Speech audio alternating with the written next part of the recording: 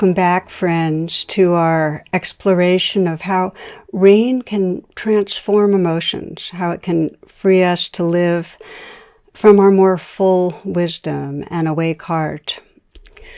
Albert Einstein, one of his most well-known quotes goes like this. He says, "We live in an optical delusion of separation, and that this delusion is a kind of prison for us, restricting our affections to just a few persons nearest to us." He says, "Our task must be to free ourselves from this prison by widening our circles of compassion to embrace all living creatures and the whole of nature in its beauty." This all-embracing compassion, it's what I describe in my recent book as radical compassion, is really the heart of the spiritual path, and it's the medicine our world most needs. And while compassion is natural, it's a natural, already present expression of our true nature, it blossoms when we train ourselves, when we practice. So this is the essential gift of rain, that we can actually practice in a way that awakens compassion. And in today's session, we'll look at how we widen the circles of compassion. And I'd like to start with a story I love about a longtime prisoner at San Quentin prison in the United States. And he was a meditator. His name was Jarvis Masters, and he was in the exercise yard when a seagull landed in a puddle, and he saw a big young inmate pick up a stone to throw it at it. And the unspoken rule in the yard was to mind your own business, because even the smallest incident could turn violent. But Jarvis immediately raised his arm to stop the man from throwing the stone. And outraged, the guy shouted at him, "What are you doing?" And everybody was watching. They're expecting a fight.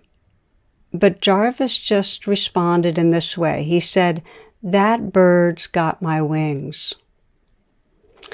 And the young man muttered and shook his head, but somehow the tension was dissipated. And for days afterwards, inmates were coming up to Jarvis to ask, "Well, what do you mean by that, Jarvis? That bird's got my wings." But you know, something in us really understands what Jarvis meant. That whenever we pay attention, close attention to another life, whether it's a person or a dog or a plant, that becomes part of us. It starts mattering to us, that life. We share the same wings, the same longing to live fully and freely. Yet it's important to look at how when our limbic brain, our survival brain's activated, then we get cut off from this capacity to pay attention and to feel care. And we can see how this happens in two different domains that I want to walk through with you. One domain, and they're both stress, is the stress that arises when we're around those who are different from us in race or political views or class or even a different species. We have deep conditioning to feel fear, to feel maybe dislike or disinterest when others are not part of our familiar cocoon of humans. And there's a lot of research that shows how that happens, because it's deep in our evolutionary conditioning. For millions of years, humans lived in small groups, and we were able to feel compassion and love for those in our group, but aversion and fear to those outside our group. And this was because there were limited resources. We needed to fight to survive. It was only 10 to 20,000 years ago that we had a profound spurt in our brain development, and it correlated with the capacity to extend affection beyond our kin group. So this is the all-important move from I to we, realizing our belonging to the collective whole, to a web of living beings.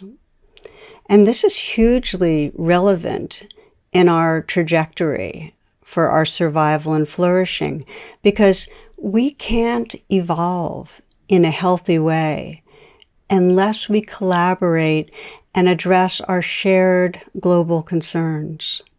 The viral pandemic, genocides, climate change, economic injustice, and poverty. But as we know, when individuals and societies get caught in stress and fear, our most primitive conditioning takes over, and that leads to violence. We attack and oppress those of difference. Okay, so this is one of the ways that compassion gets shut down, our reactivity to people of difference, to those of difference. The second domain where compassion is cut off is when our daily stress activates the limbic system. Let's say you're rushing to meet a deadline, or you're anxious about finances, or feeling sick, or fearful of rejection, or angry at another's behavior. In those moments, there's a natural tendency to become self-focused and defended and cut off. There's a Buddhist cartoon I saw with a man at a bar, and he's saying, "I know I'm nothing, but I'm all that I can think about." And that's how it is when we're stressed. Mindfulness and compassion towards others diminishes. I mean, you might consider a recent time when you were under pressure, when you were busy, when you were preoccupied, and when you were with another person. And how present and empathetic were you in those moments? I know for myself, when I'm anxious about getting things done, or I'm worried about something coming up, I lose my sensitivity towards others. So, when we're stressed, our survival brain can take over and we're in a trance. Our mind narrows, our thinking gets rigid, our hearts become armored, and depending on the situation, others fall into one of three categories. Either they're perceived as an obstacle or a threat. For instance, somebody's making demands on our time, or they're judging us. Or they're perceived as a source of potential enhancement or gratification. They can give us approval or assistance or a raise in our salary. Or that person's unimportant to our wants and needs. From a Buddhist lens, others become objects of aversion, of grasping, or of neither, which leads to disinterest. But with any of these limbic reactions, they become an object. Others become unreal. We are cut off from their subjectivity, their vulnerability, their living human hearts. So this is our predicament. We have the capacity for compassion. It's our potential. It's intrinsic to our Buddha nature. But our conditioning to get hijacked by the limbic brain cuts it off. Now, of course, this is all developmental. As many of you know, self-centeredness it's a really natural part when we're younger in our developmental growth, and that, over time we also get trained by our society and our families to be more attentive to each other. I heard a story of a group of young children on a school trip, and one went up to the bus driver and handed the bus driver some peanuts. And the bus driver thanked the little girl and thought to themselves, "Oh, how caring. The children thought I was hungry." Well, it happened again. The little girl came up and offered another pile of peanuts. And again, the thank you. But when it happened the third time, the bus driver said, "Oh no, you children enjoy them. You keep them." And the little girl responded, "Oh, but we just want to suck the chocolate off of them." So it's entirely natural as we grow up that our motivations are mixed in dealing with others. And as we develop, it's possible to shift from that self-centeredness to we. So let's look now together at how rain can help us cultivate our compassion. And the training that wakes up compassion has two basic elements. And the first element is a mindful opening to suffering. In other words, allowing ourselves to be touched by suffering. And this happens during the recognize, allow, and investigate parts of rain. The second part of the training is to actively respond with care, and this happens during the nurturing. So we'll look at that, but I want to remind you that there's after the rain, which is after those 4 steps of rain. We rest with what has emerged, and during that time, there's a neural integration of an enlarged sense of being. In other words, the state of compassion can more and more become a trait of compassion, more enduring. Okay, let's look closer at our primary challenge to cultivating compassion, and that is our basic conditioning to pull away from pain. So compassion means to feel pain. We have to open to the pain, but we're conditioned and habituated to pull away from pain. So it takes an intentionality. It takes a real courageous willingness to practice leaning in towards what we avoid. Said more simply, we need to learn to feel feelings. I heard a story about a civil rights activist and theologian. Her name's Ruby Sales. And she was getting her hair done early one morning, and the hairdresser's daughter came in. She had spent the whole night on the streets hustling. So she had sores on her body, and she'd clearly been on drugs. And Ruby thought to herself, ask her where it hurts. So that's what she did. She said to the young woman, Shelley, where does it hurt? And just that simple question opened up Shelley to sharing things she had never even shared with her own mother about having been incested, how all the things that happened to her as a child. She shared the source of her pain.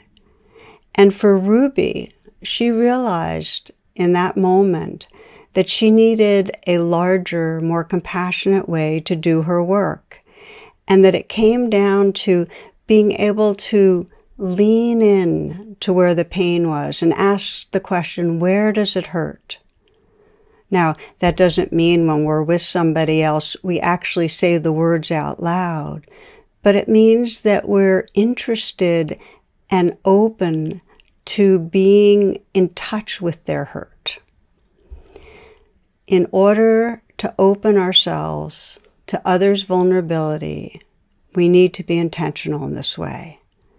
We need to turn towards the pain, to be asking a question, what's it like being you? What's it like being you?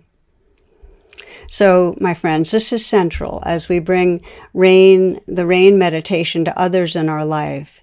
And let me now explain how rain wakes up compassion with a story. I had one friend who directs a health clinic, and she was concerned about a nurse who was regularly at the center of conflict. Others complained that this nurse was edgy and oversensitive and defensive. And one day my friend had her own experience of that when this woman responded to a patient's complaint by blaming someone else. So my friend knew she needed to talk to her, but she wanted to do it with kindness and skill. So the night before they met, she practiced rain. And I'm sharing this story because you can practice rain before you engage in situations where you know you want to have access to your heart. So she practiced the night before, and she practiced the R of rain, recognizing this woman's behavior, her appearance, her expressions of irritation, and then allowing with a mindful presence, just letting that all be there, not judging, not looking away. And then she began investigating with her own inner inquiry. Well, what's it like being you? That question. And this helped her sense into the woman's pain, into the woman's insecurity, her feelings of deficiency, of not belonging, and how her hostility was actually covering over that vulnerability. That brought her to the N of rain, nurturing, and she nurtured by imagining that woman and her vulnerability right in her own heart and extending care, letting this woman be more real to her. So the next day, when she went to talk to her, she approached this woman with real curiosity and care. And something in that presence came across, because after asking a few questions about the woman's life, she got a much deeper sense of the challenges she was living with. She was a single mom on the edge of the poverty line, and she had all these fears of not managing, not making it, and then a resentment towards those who had it easier, who were more privileged. So before the meeting ended, my friend said to her, it sounds really hard. I appreciate how much you're carrying. It must be very difficult. This nurse teared up. You see, her deep need was for that pain to be understood and felt by another. The expression of care is true medicine. It reminds us of our belonging, so she felt more belonging. Mother Teresa has said that our great suffering is forgetting our belonging to one another. And rain gives us guidance in how to reconnect with our hearts. It deepens our attention so we can see more clearly what's going on within ourselves and within others. Let me now share with you some of the common difficulties people have in the process of trying to cultivate compassion. Many people ask me, well, how can I feel compassionate towards this other person if how they're acting is bringing up judgment in me, or maybe hurt or anger? It's helpful to think of compassion as widening circles that include the world, but that the life right here, our own hearts, are right at the center. And if there's inner reactivity, we need to start there. We need to always come back to our own feelings of reactivity if we're going to be able to bring compassion to other people. I'll give you a few examples. I had one student who had a teen, about 16 years old, who was struggling with his own insecurity and acting out with drug use. And before this man could respond to his son, he had to bring rein to his own feelings of anger and fear. Once he could hold them with a deeper presence, then he could sense how his son was having a hard time, how he was anxious and insecure about his future. And he could talk to him in a way that didn't come from blame and didn't create defensiveness. Another person had an elderly parent who was very lonely and also very demanding and critical.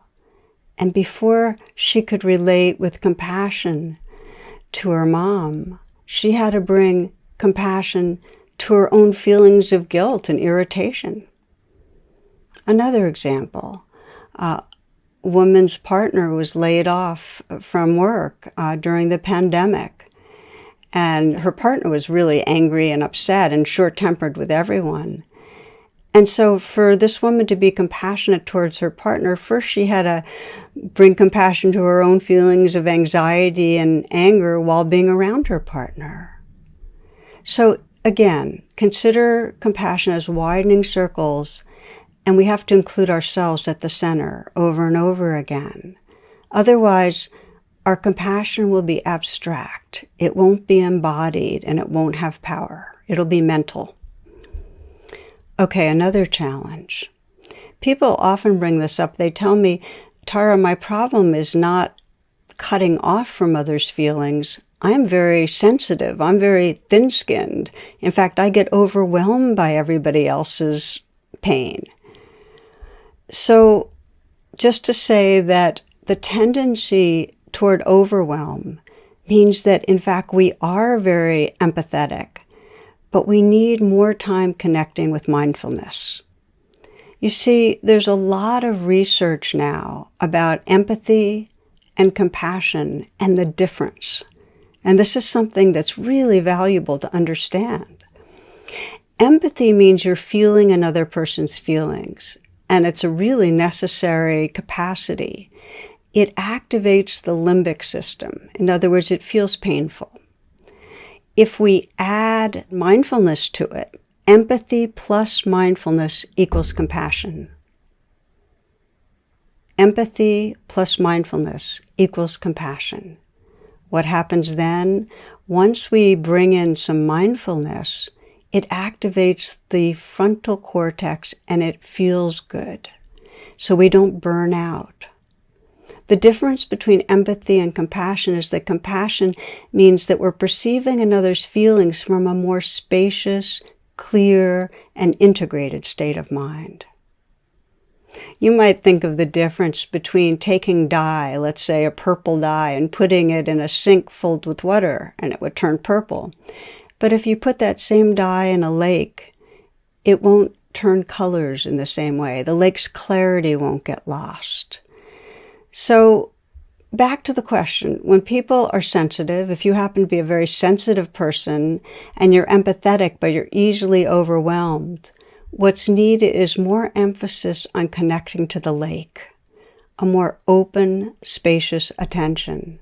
And this mindfulness enables you to have a tender yet non-reactive presence.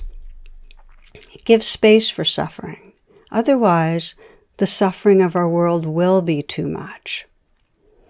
Okay, one more challenge I'll mention, and that's this, that for compassion to be alive, for it to not be abstract and mental, but to be alive, we have to feel in our body, in our heart, touched. We need to feel moved by another's pain.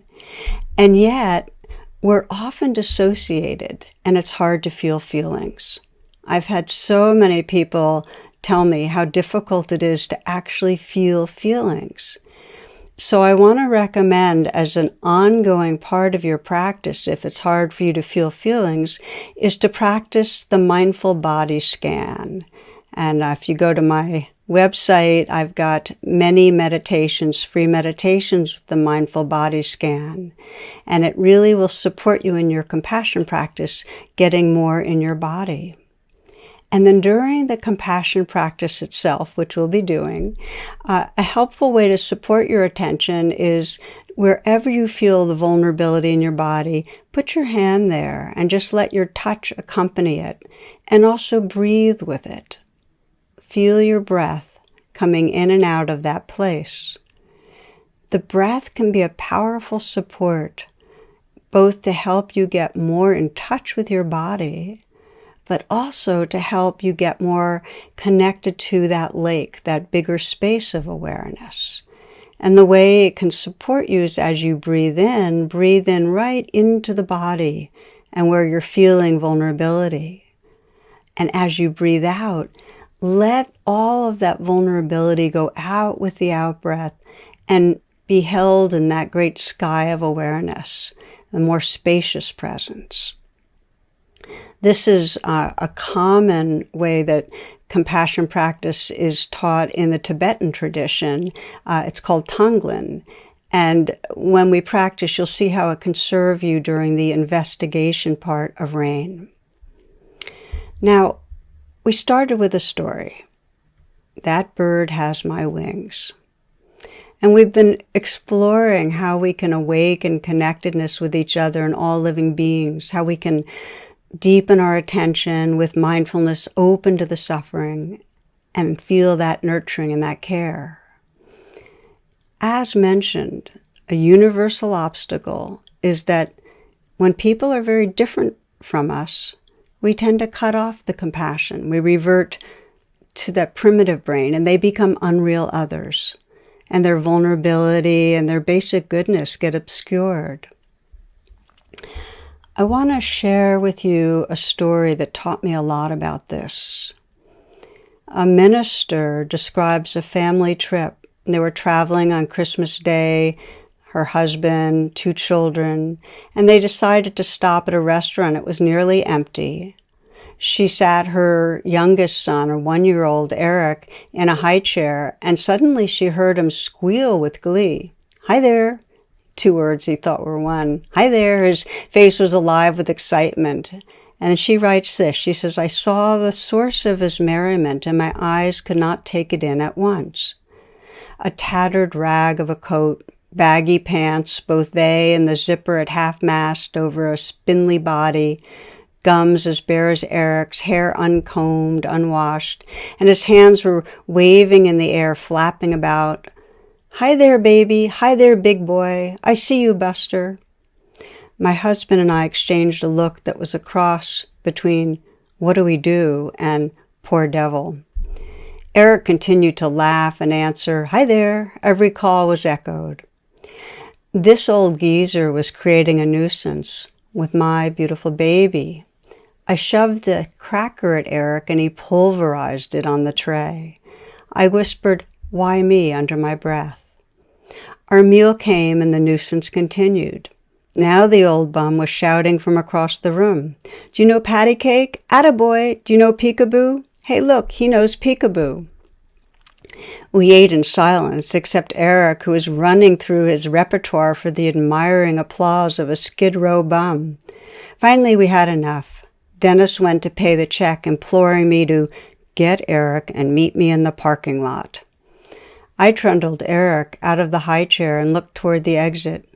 The old man sat poised and waiting, his chair directly between me and the door.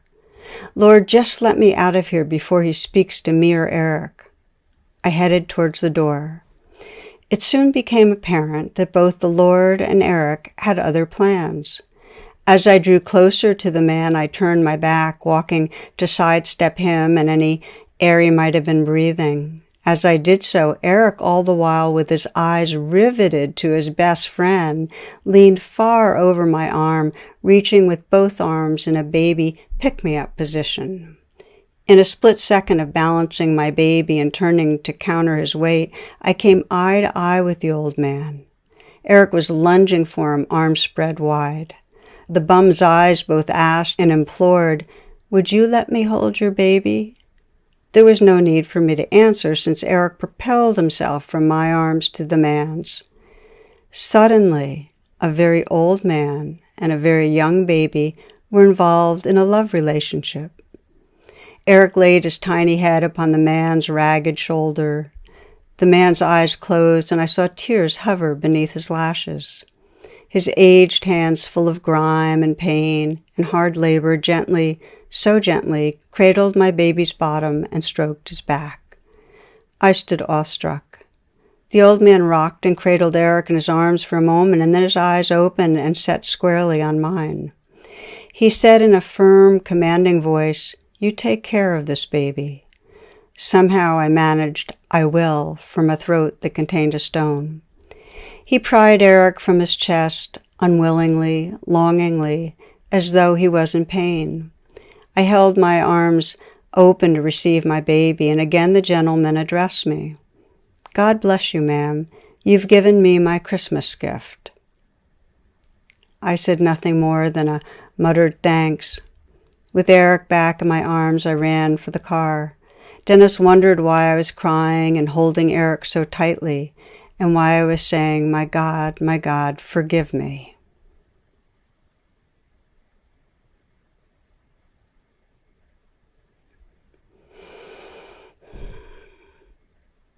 So whether it's due to our differences in class or race, our gender, ethnicity, religion, even those of us most dedicated to being awake and compassion, we're conditioned. We have unconscious biases, feelings of superior or inferior.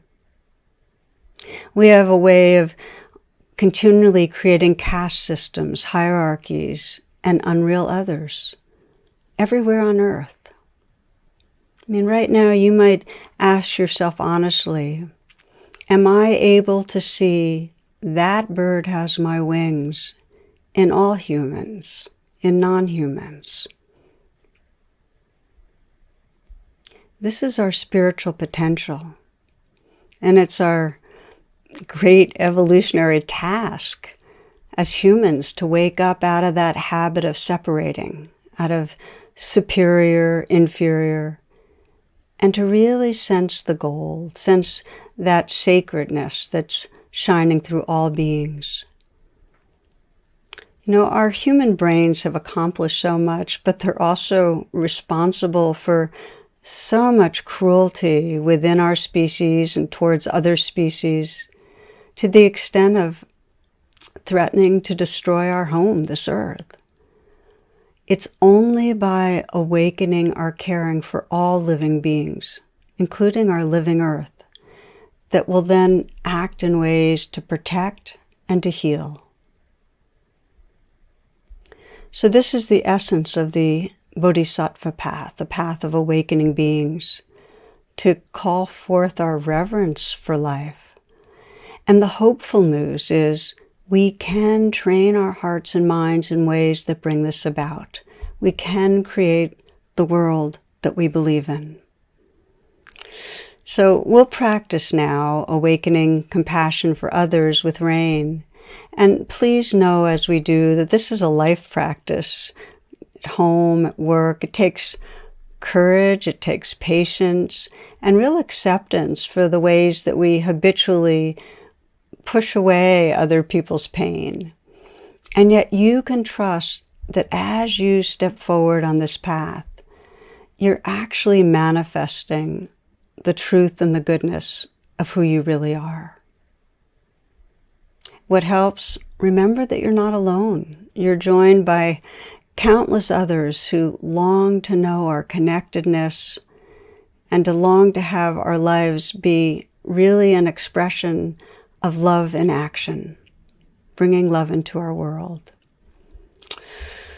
So my friends, before we practice, I want to thank you for your attention. It's really been a pleasure to explore how meditation can be a medicine for our times and to introduce you to the practice of rain. And it's been a delight to join those in South Korea and beyond in this wonderful conference. I wish you all blessings as you continue on the path. And now for our final practice, awakening compassion with rain. I'd like to invite you to sit in a way that allows you to be relaxed, at ease, and also alert.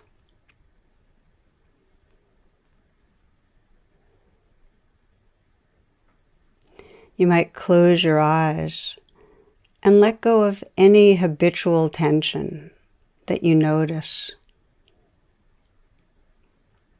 Perhaps relaxing your face, letting there be a slight smile at the lips.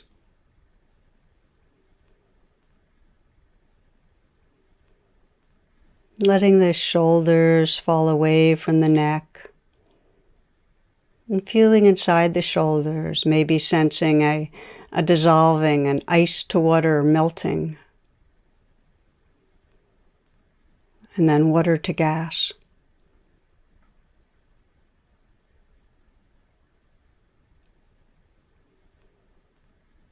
Softening your hands. Letting them rest in an easy, effortless way. Letting the chest be open, and the belly loose, relaxed. Allowing your whole body and mind to settle.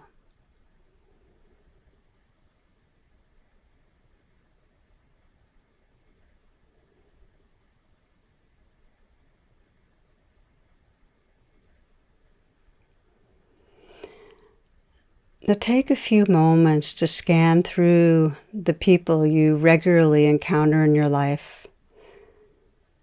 And choose someone you know who's having a difficult time. It might be someone who's struggling with issues at home or at work,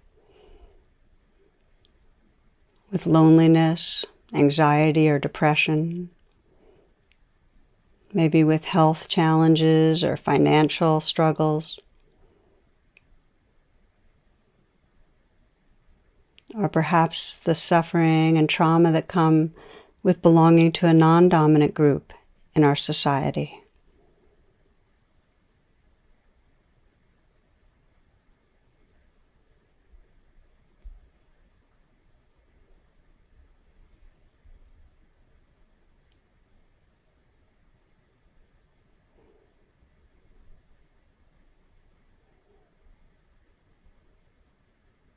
Once you have this person in mind, take a few moments to sense your intention to deepen your compassion towards them.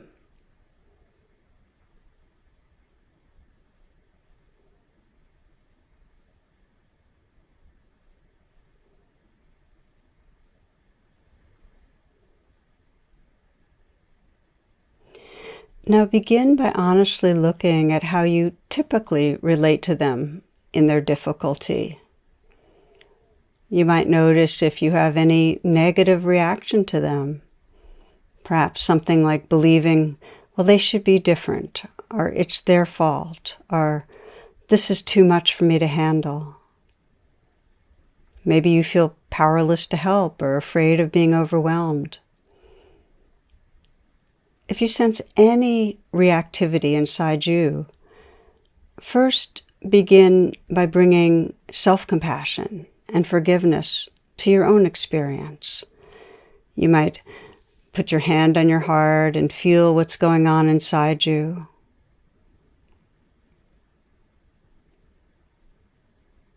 And send kind of a warm energy to wherever you feel vulnerable or reactive.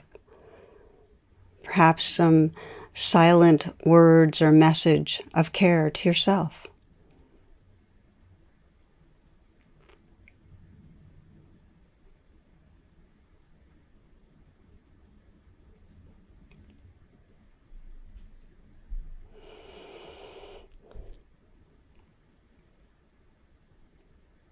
And now with rain, we'll bring attention to this person. The R, or recognize, means becoming aware of whatever is most predominant about this person that lets you know they're having a hard time. Perhaps you're recalling the look on their face, how they talk to you or interact with others, words they've sent you in an email or communication otherwise. Whatever reminds you of them in difficulty. And as you do, try to get an image of them having a hard time.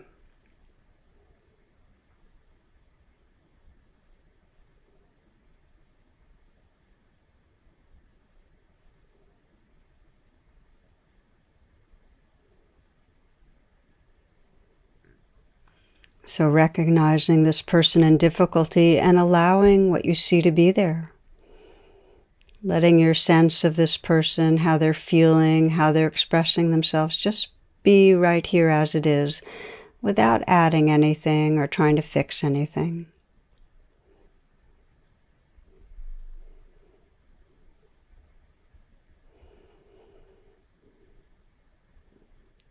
And we begin to investigate with gentleness and interest, exploring what's it like being you?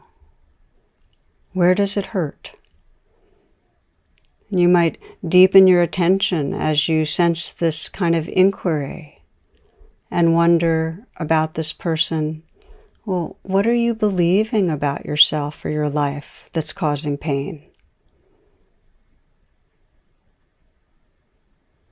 Perhaps they're believing that they're failing in some way, that they're unworthy, unlovable.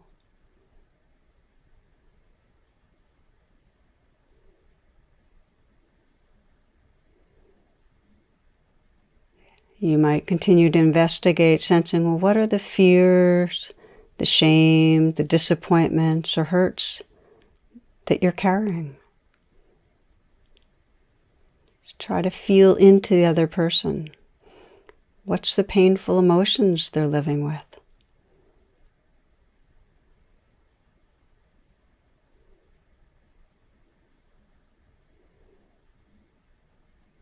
It helps if you visualize them close in, see their eyes, see the expression on their face when they're having a hard time.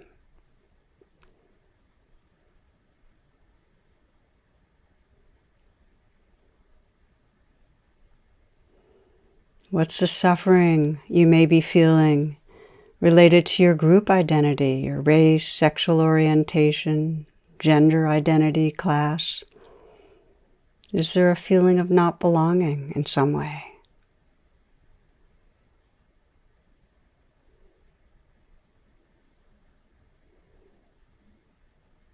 And in a deep way, the inquiry is, what does it feel like emotionally to be you?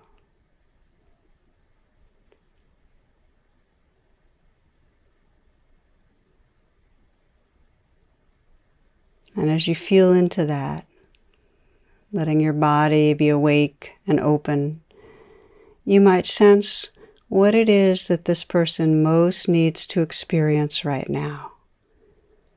What would be healing? Is it a feeling of safety?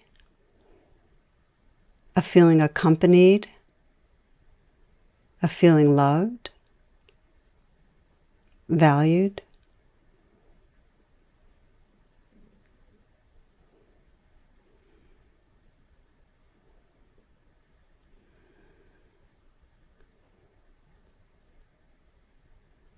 Feeling what they need, feeling what it's like to be them, and if it helps to deepen your presence with them, to feel the breath, you might put your hand wherever you feel vulnerability, and breathe in and imagine and feel and connect with their vulnerability, with what they feel, with the in-breath.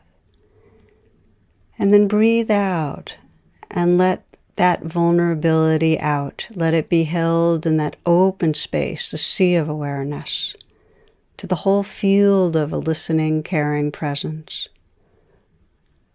So breathing in and feeling touched by another's pain. And breathing out and sensing that pain being held in the vastness of caring presence. The sea of awareness.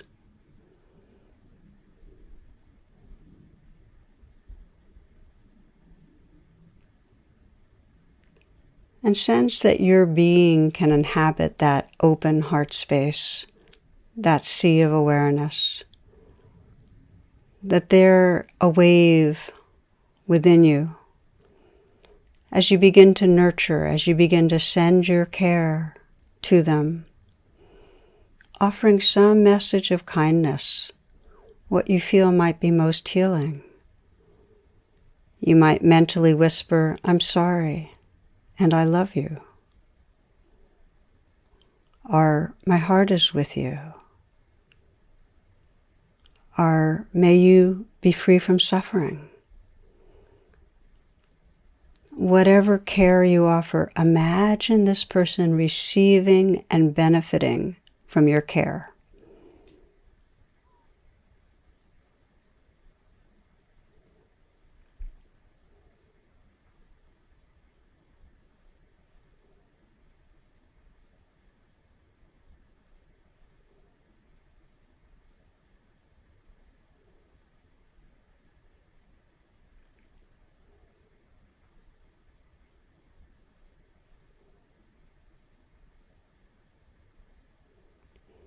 Offering care energetically and with words, and imagining them receiving that loving presence and benefiting.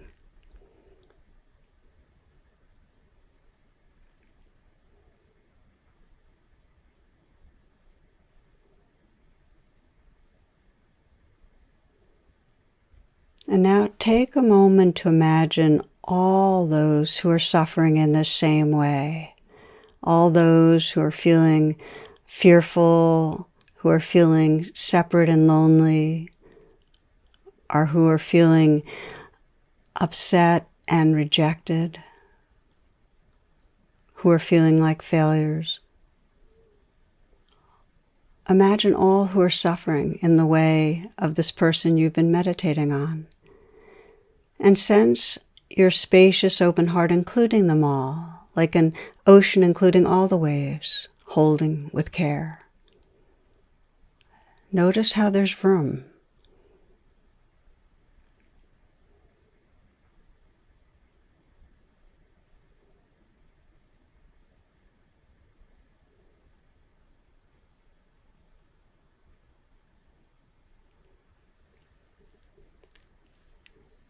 In After the Rain, now we let go of all ideas of others and simply notice the qualities of heart and presence that are right here.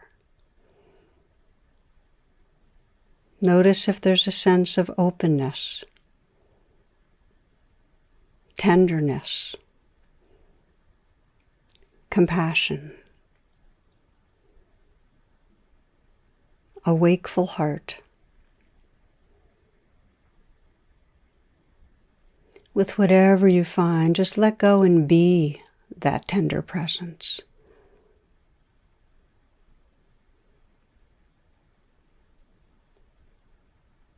Getting familiar with this awake and tender heart, this space of loving, as it's more the truth of who we are than any stories we tell ourselves. It's home.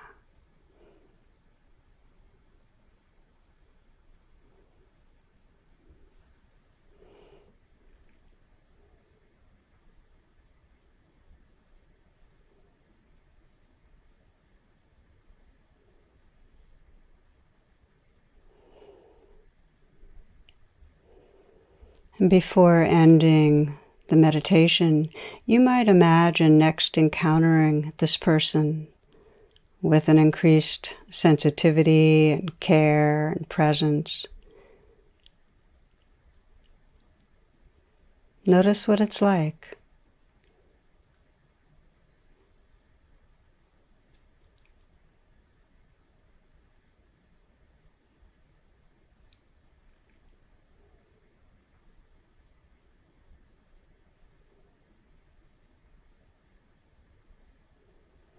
And as you're ready, you might take a few full breaths and then open your eyes. And then if you feel inclined, please journal about what is challenging and what you are learning from this compassion practice with rain.